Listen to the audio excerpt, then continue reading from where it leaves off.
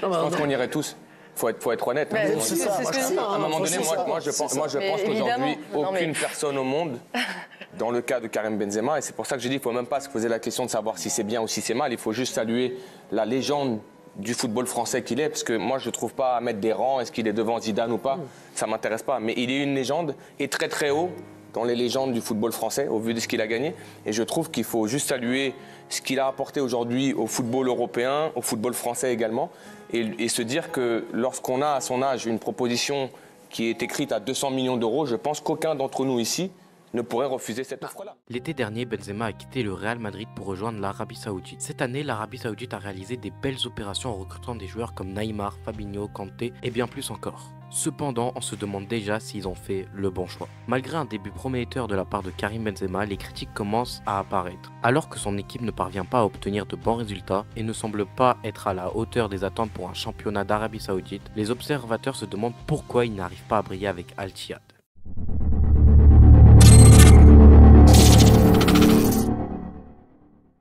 Es difícil de hablar con muchas emociones, pero quería decir muchísimas gracias al Real Madrid, muchísimas gracias a mis compañeros. Fue un camino bueno en mi vida.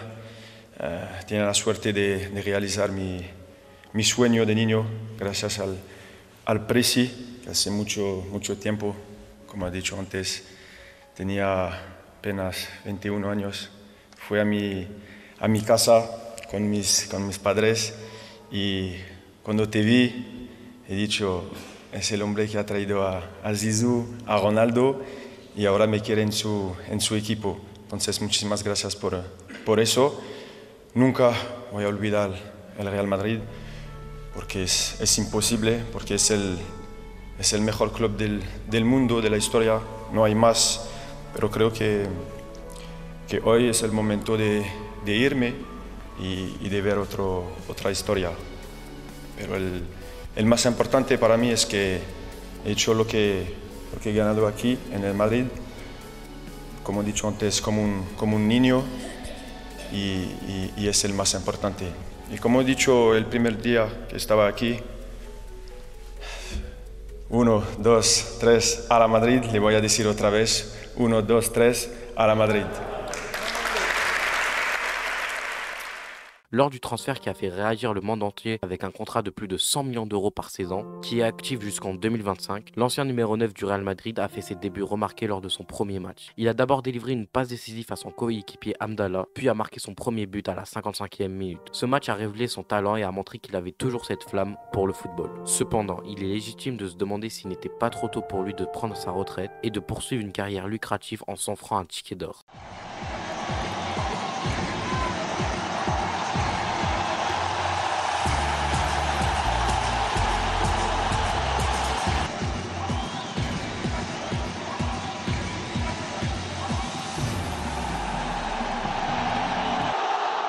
Thank you so much.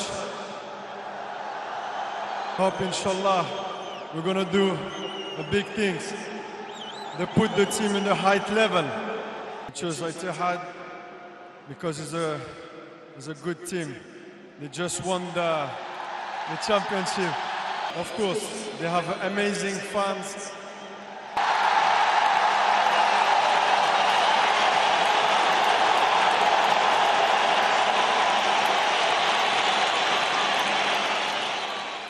Peu avant de partir en Arabie Saoudite, lors de sa dernière saison au Real Madrid, Benzema a réalisé une performance plutôt impressionnante avec 37 goal assists, montrant ainsi qu'il était toujours au sommet de son art après avoir remporté le Ballon d'Or. Cependant, sa saison a été entachée par des blessures en début de saison, l'empêchant ainsi de participer à la Coupe du Monde 2022, ce qui a entraîné des tensions avec Didier Deschamps après avoir publié des stories sur Instagram. Malgré cela, pendant le Ramadan, il a marqué un triplé contre le Barça et un magnifique doublé contre Liverpool en 8e de finale. Malgré des statistiques honorables avec 12 buts et 7 passes décisives en 23 matchs avec Al-Ittihad et seulement 19 titularisations avec son coach, il obtient quand même 19 goal assists. Mais les supporters se plaignent que Benzema n'est pas sérieux et ne se donne pas à fond. Il est critiqué pour être venu seulement pour l'argent et pas réellement pour relever un nouveau défi. Tout ce que j'ai pu avoir et faire à Madrid, je pense que c'était le moment d'aller voir autre part.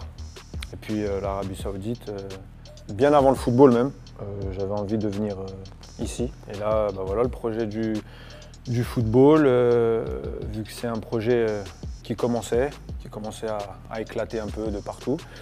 Donc voilà, je me suis dit, moi aussi j'ai envie de participer, et moi aussi j'ai envie de monter le football saoudien.